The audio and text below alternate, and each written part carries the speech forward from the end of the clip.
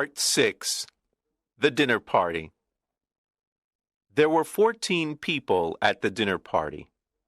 The Duke and Duchess of Shoreditch and their daughter, Lady Anne Grace Eleanor de Bowen, the Earl and Countess of Newgate, Viscount Cheapside, Lord and Lady Blatherskite, the ambassador, and his wife and daughter, and some other people.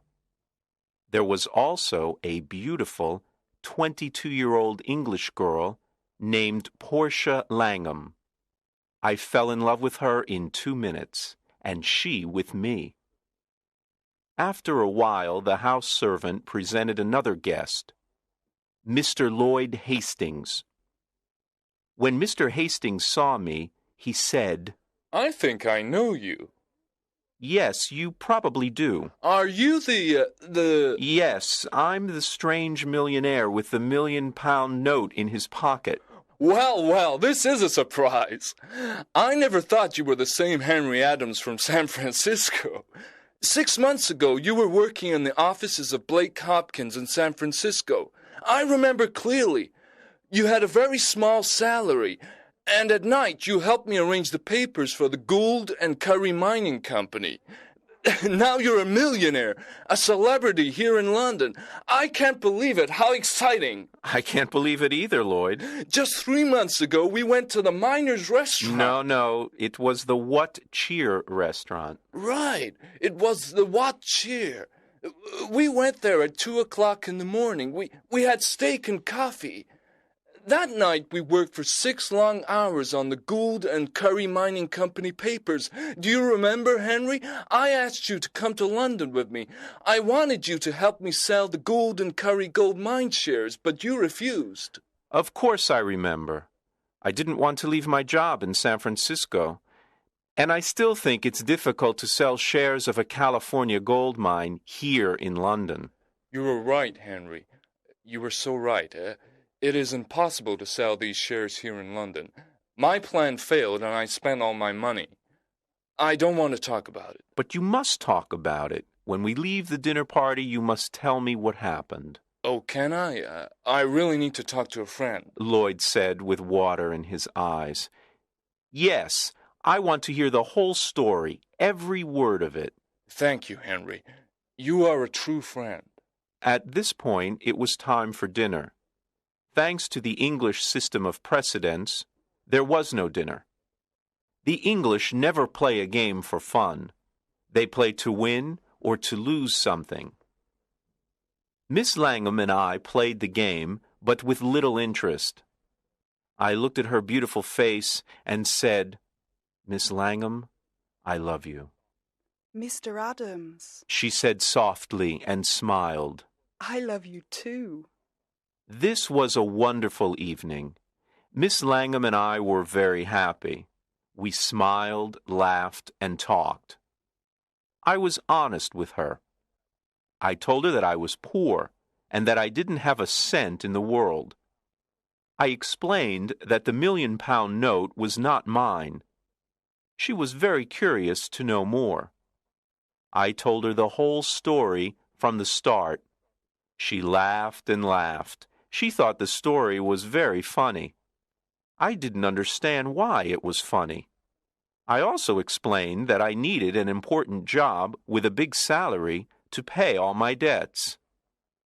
"Portia, dear, can you come with me on the day I must meet those 2 gentlemen?" "Well, yes, if I can help you," she replied. "Of course you can help me. You're so lovely that when the 2 gentlemen see you, I can ask for any job and any salary. With you there, my sweet Portia, the 2 gentlemen won't refuse me anything." Part 7. A $1,000,000 Idea. At the end of the dinner party, I returned to the hotel with Hastings. He talked about his problems, but I didn't listen to him. I was thinking about Portia the whole time. When we arrived at the hotel, Hastings said, "Let me just stand here and look at this marvelous hotel. It's a palace. What expensive furniture. You have everything you want. You are rich, Henry. And I am poor. His words scared me. I, too, was poor. I didn't have a cent in the world, and I had debts to pay. I needed to win the gentleman's bet. This was my last hope. Hastings didn't know the truth. Henry, just a tiny part of your income can save me. I'm desperate. Hastings cried. My dear Hastings, sit down here and drink this hot whiskey. Now, tell me your whole story, every word of it. Do you want to hear my story again? But you never told me your story. Of course I told you my story as we walked to the hotel. Don't you remember? I didn't hear one word of it. Henry, are you ill? Is something wrong with you? What did you drink at the dinner party? Oh, Hastings, I'm in love. I can only think about my sweet Portia. This is why I didn't hear your story before. Hastings got up from his chair, shook my hand, and laughed. I'm very happy for you, Henry. Very happy, He said, smiling. I'll tell you the whole story again. So he sat down and patiently started to tell me his story. To make a long story short, the owners of the Gould and Curry gold mine sent Henry to England to sell the shares of the mine for $1 million. Any money he received over $1 million was his to keep. Hastings' dream was to sell the shares for more than $1 million and become rich. He had only 1 month to sell the shares. He had done everything to sell them, but nobody wanted to buy them. Then he jumped up and cried, Henry, you can help me. Will you do it? Tell me how. Give me $1 million, and I'll sell you all the shares. You will be the new owner of the gold mine. Don't refuse. I didn't know what to say. I wanted to tell Hastings the truth, but then an intelligent idea came to me. I thought about it for a moment, and then calmly said, I will save you, Lloyd. Then I am already saved. How can I thank you? Let me finish, Lloyd. I will save you, but not in that way. I have a better way. I know everything about that mine. I know its great value. You will sell the shares by using my name. You can send anyone to me. Since people in London know me, I will guarantee the gold mine. In a week or two, you will sell the shares for $3 million by using my name, and will share the money you earn, half to you and half to me. Lloyd was very happy and excited. He danced around the room and laughed. I can use your name! Your name! Think of it! The rich Londoners will run to buy these shares. I'm saved! And I'll never forget you, Henry. Part 8. Back to Portland Place. The next day, all of London talked about the shares of the California gold mine. I stayed in my hotel and said to everyone who came to me, Yes, I know Mr. Hastings. He's a very honest man, and I know the gold mine, because I lived in the California gold country. It is a mine of great value.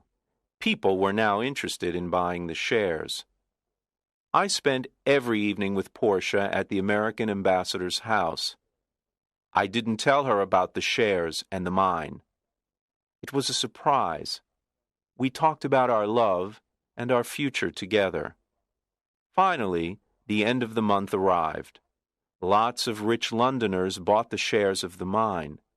I had $1 million of my own in the London and County Bank, and Lloyd did too. It was time to meet with the two old gentlemen. I dressed in my best clothes, and I went to get Portia. Before going to Portland Place, Portia and I talked about the job and the salary. Portia, you are so beautiful. When the two gentlemen meet you, they'll give me any job and any salary I ask for. Henry, please remember that if we ask for too much, we will get nothing. Then what will happen to us? Don't be afraid, Portia. When we arrived, the same servant opened the door. There were the two old gentlemen having tea. They were surprised to see Portia. I introduced her to them. Then I said, "Gentlemen, I am ready to report to you," We are pleased to hear this, said one gentleman. Now we can decide the bet that my brother Abel and I made. If you won for me, you can have any job in my power. Do you have the £1,000,000 note? "Here it is, sir," and I gave it to him. I won! He shouted. Now what do you say, Abel? I say he survived, and I lost £20,000. I can't believe it. "I have more to tell you," I said. "But it's a long story. I'll tell you another time. For now, look at this." What? A certificate of deposit for £200,000? Is it yours? "It's mine. I earned it by using the banknote you lent me for a month." This is astonishing. I can't believe it.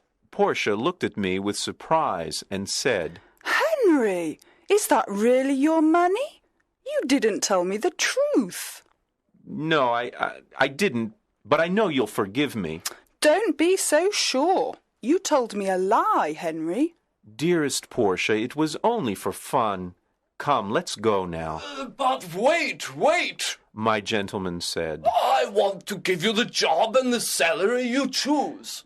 Thank you with all my heart, but I don't want the job." Henry, you didn't thank the good gentleman in the right way. Can I do it for you? Portia said. "Of course you can, my dear." Portia walked to my gentleman, sat on his lap, and kissed him on the mouth. Then the two old gentlemen shouted and laughed. I was amazed. What was happening? Papa, said Portia. Henry doesn't want your job. I feel very hurt. Darling, is that your father? I asked. Yes, he's my stepfather, a dear man. Now do you understand why I laughed when you told me your story? My dearest sir, I said, I want to take back what I said. There is a job that I want. Tell me. I want the job of son-in-law. Well. But you were never a son-in-law before. Do you know how to do this job? Try me, please. Try me for 30 or 40 years, and if... All right. Take her. Were Portia and I happy? There aren't enough words in the dictionary to describe our happiness. When the Londoners heard the whole story of my adventures with the banknote, they talked of nothing else. Portia's father took the banknote back to the Bank of England and cashed it. Then he gave us the cancelled banknote as a wedding present. We put it in a picture frame and hung it on the wall in our new home. And so, I always say, yes, it's £1 million banknote, but it only bought one thing in its life, the most valuable thing in the world, Portia.